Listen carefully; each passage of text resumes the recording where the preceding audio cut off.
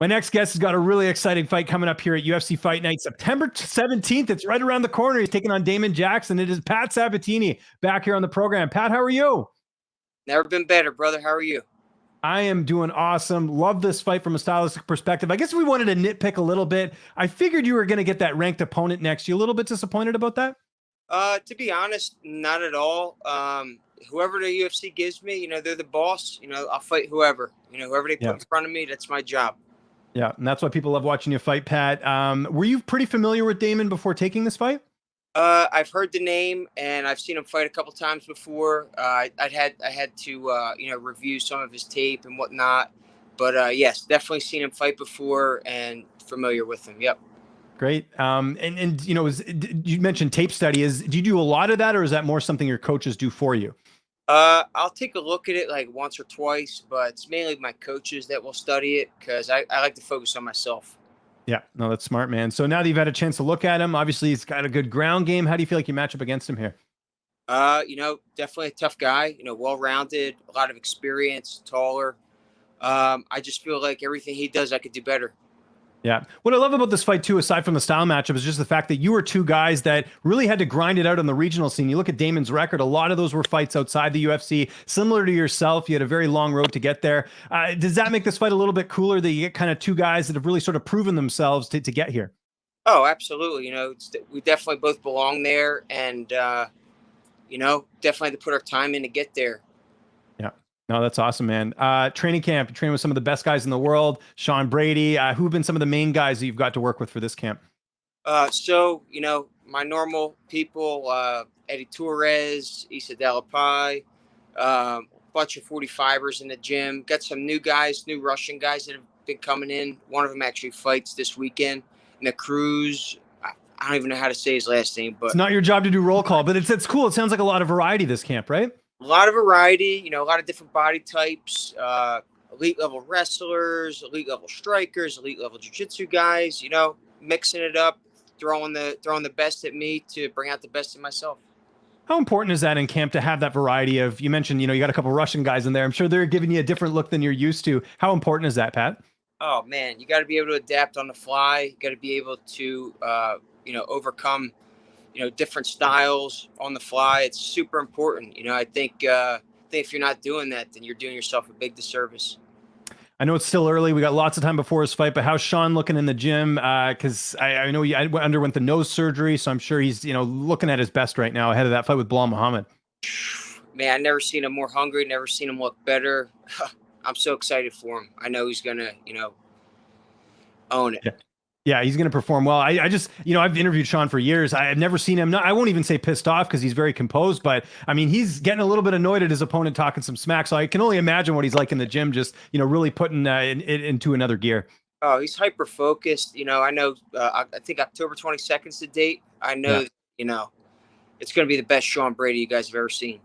Yeah. How about the weight cut? I know you always make weight, but got to ask anyway. Seem like everything's going well. Oh, me? Everything's great, man. I have it down to a science. It's good. It's good. It's very good. Is it tough for you to cut weight? Like, I know it's not fun, but are you pretty good when it comes to diet and all that stuff? Like just kind of keeping it simple, chicken and rice, or I don't know what you have to eat, but you just kind of keep it simple? I get on the diet real early because, I know it makes the weight cut easier. I like to go in super focused on the fight, not so much suffering the week of. So, yeah, man, it's great. The weight cuts are just getting easier and easier. Yeah, it's good to hear, man. And your corner, who will be in the cage with you that night? So I got Daniel Gracie, John Marquez, and Eric Purcell. Same three people as always. How's this fight playing out? I know you feel like you're going to get your hand raised. Otherwise, why sign the contract? But how do you envision the fight playing out? I don't know whether I'm going to be more stand-up, more grappling oriented. It's going to depend how I wake up that day. I know that no matter where this fight goes, I'm going to be ready to go. And as always, looking for a finish. I got to ask, because we haven't seen you in a bit, how's the summer? I know you do a lot of fishing. Did you get to enjoy the summer at all? I know you're training, but I'm sure you get a little bit of that downtime to go fishing. Man, fishing and training, it's pretty much all I've been doing this whole summer. I got down to Florida back in May, got down for some redfish. It was unbelievable. Went down with my cousin and my dad. That's what I try to do is after every fight, go on a little fishing excursion. So hopefully after this one, I could do the same. That's great, man. Is that something I imagine this is something you and your dad have done your whole life, is fish together? Me, my dad, my grandpa, it kind of runs in our family. Mhm. But it's kind of went from a hobby to an obsession of mine. I really, Okay. a couple of years, man, there's nothing I'd rather do besides How, training. how often do you go to Bass Pro? I got to ask. Bass Pro, I usually just go over to Dick's. I just stock up on everything I need to stock up on, and I just want to get right out there on the lake, the river, the ocean, wherever. Get to What's the best thing you've caught this summer? best. Yeah, that's a tough questions, Pat. I'm not letting you get by off that. I'm gonna have to say, I nailed one off the bucket list that's been evading me for years. Northern snakehead. You familiar with them? I'm not, but I'm going to Google it the second I'm done this interview, and it sounds very impressive, so I got to go check it out. It's an invasive species from like China, Russia, Thailand, North Korea area. It was released as a pet around here, and they're in the river systems and some lakes around here. And I actually got into one back in July. It was really cool. Good for you, man. And is it one of those things where you go for a couple days or a week? How long do you go fishing for? It depends. Some excursions I'll go out for like a couple days, and some will be just a couple hours. All depends. Is that like a really good stress reliever for you? I imagine outside of training, because we're addicted to our phones, Pat. Let's be honest here. A lot of us are, and it's good to. I'm sure you get out there. There's no reception. You can kind of enjoy yourself. Oh man, as much as I can, I like throwing this phone to the side. Yeah. It steals away from life too much, I feel like. But yeah, especially fishing. No reception is a good thing. Would you ever want to be like a fishing guide or charter or anything after your career's over? Is that something you've thought about? Probably not a guide, but I would definitely like to just travel the world, fish everywhere. Man, it's like a dream. What's the bucket list place to go if you were to fish somewhere? You mentioned Florida. That sounds beautiful. Is there anywhere you haven't fished yet that's on the list that you want to do? There's a couple places. One's definitely Florida. I'm like looking at like Sebastian Inlet for snook fishing. I hear it's one of the best areas in the world for that. So hopefully I can make that happen sooner rather than later. And I don't know if I asked you this before. Is it just fishing, or do you do any hunting as well? You see, like my family hunts, but I just never got into hunting, man. I just more so fishing. Yeah, that makes sense. What's one of the biggest mistakes people make when they go fishing that you've noticed that you maybe made, and that you're tell other people, hey, make sure you don't do this?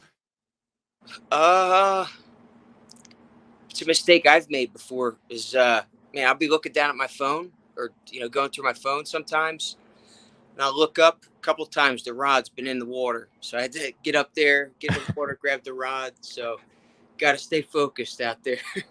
Is there a better fisherman between, you mentioned, so your dad and you mentioned another family member, who's the best fisherman out of the group?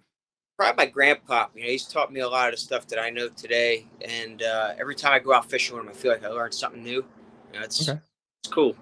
Have you gotten Brady into fishing at all, or is he kind of doing other stuff? Zero interest in fishing. I like the honesty there. That's good. His dad and his brothers like to fish. I'd like to see if maybe I could link up with them and do some fishing. But there you go. Hey, Sean, look, I got your family members coming with me. Maybe we can entice you to come out. I like that plan. That sounds cool. Yeah. Yeah, no, and I think that's a good strategy. And obviously you fight next week, but I imagine after this fight, you'll probably go do some more fishing after this. Yeah. Obviously, I don't ever look past the fight. That's number one priority of mine. But, afterwards, there's no better stress relief. Yeah, no, that sounds cool. Remind me, how many more fights do you have left in your contract? Do you know? So I believe I have 2 left. This one and one more after this. Okay, so big fight, right? Because if you win this one, I mean, you've won all your fights in the UFC, but if you win this one, you got a little bit of negotiating power going into the negotiations. Because usually you re-sign on the last fight, right? Yep. Yeah. So I got to make this one count. Every fight is more important than the other one. Yeah, and you talked about it off the top. You'll fight anyone. This has got to lead to a ranked opponent, because that'll be 5 in a row, right, in the UFC? Yes. Yep. 4 in, and then this will be 5. Do you keep tabs on the division, like kind of looking at some of the guys that are ranked and say, hey, I think I match up well against him? Do you kind of study that, or do you just wait until you actually get the opponent? To be totally honest, I don't really pay attention to it at all. I feel like it could really, distract you. I do get where it can be a good thing to do that, but lately I've been just focusing on what I need to work on to become the best version of myself, the best fighter I could be, and whoever they throw at me, that's what I worry about. I always focus on the task at hand. Now we talked about it there. Obviously, fighting next week, fight week, and everything. So no fishing then. But so what is downtime right now? Like, do you just sit outside and kind of hang out, or what do you like doing to kind of get that same stress relief, but you're not out on a boat? I like to meditation. I love meditation. Try to meditate every day, at least Yeah. a day. I like to get outside, enjoy the sunlight, just sit out, chill, be away from the phone. That's it, man. Simple, simple. Yeah. Is that part of like a morning routine? I meditate as well. I have an app on my phone and it's some guy just kind of telling you what to sort of go through. It's like a 5 minute thing I do. But do you do that, or do you do something where it's just you literally just put the phone away and kind of think to your own thoughts? No, sometimes I'll do that, but mainly I do like the guided meditations. Yeah. Lately, I've been trying to do like longer ones. Like sometimes I'll find myself like just doing it for like an hour, and then I like lose track of time. But it just definitely makes this a better place, and the better you make here, no matter what the outside world throws at you, that's something that you could seek refuge in and recharge. Got to make your mind your home. Well, and if you're starting the day, I always tell people this as well. Like, you stretch before you go to the gym, right? To make sure you don't get injuries. You got to stretch your mind. A lot of people wake up, first thing they do, they grab the coffee. They, check their phone. That's one thing I started doing, man. A couple months ago is the second I wake up, I don't look at my phone for like at least an hour, because I'll get up, I'll stretch, and then I go to the gym usually in the morning. So I found that works really well. I don't know if you're that brave. Are you the same way? Kind of don't look at your phone for a bit? I try not to. I try Yeah. not to try to get like put the headphones on, meditate, then get to the coffee. Yeah. Okay. That's cool. Do you do cold showers at all? I got to ask out of the cold plunge. I know some people like doing that. I personally like it a lot. So for some reason, I've done cryo and stuff. Yeah. It's okay, but nothing beats like a good old fashioned ice bath. Yes, exactly. If I had the actual ice bath, I'd do it there. So I just do the cold shower instead for 3 minutes. Huge benefits, man. I can't recommend it enough. I do it every day. It gives me like such a reboot. I get real tired afterwards, but once I go to sleep and wake up again, I feel totally recharged. Even during like the weight cut too. Like I'll hit the sauna, and then afterwards I'll jump in the cold tub over at the PI, and I come out of there feeling like $1,000,000. Well, you know what it is too. If you do it in the morning, right? It's like one of the hardest things you'll do during the day is doing a cold shower. You do that, the rest of the day is a piece of cake, right? That's how I look at it. Yeah, it's a good way of putting it. Cool. Pat, thanks so much, man. We could probably do a podcast, not even on fighting, with some of the stuff we've been talking about, but people got to check this one out. UFC Fight Night, September 17th. If there's anyone you'd like to thank before we get out of here, Pat, any sponsors or any social media you want to plug, I'll give you the last word. So a couple sponsors I just want to throw out there is Lululemon and Turp Boys. They just sponsored me. Grateful for them. Some of the best products in the game, some of the best clothing there is. Other than that, my coaches, family, girlfriend, teammates, and you for having me on here today.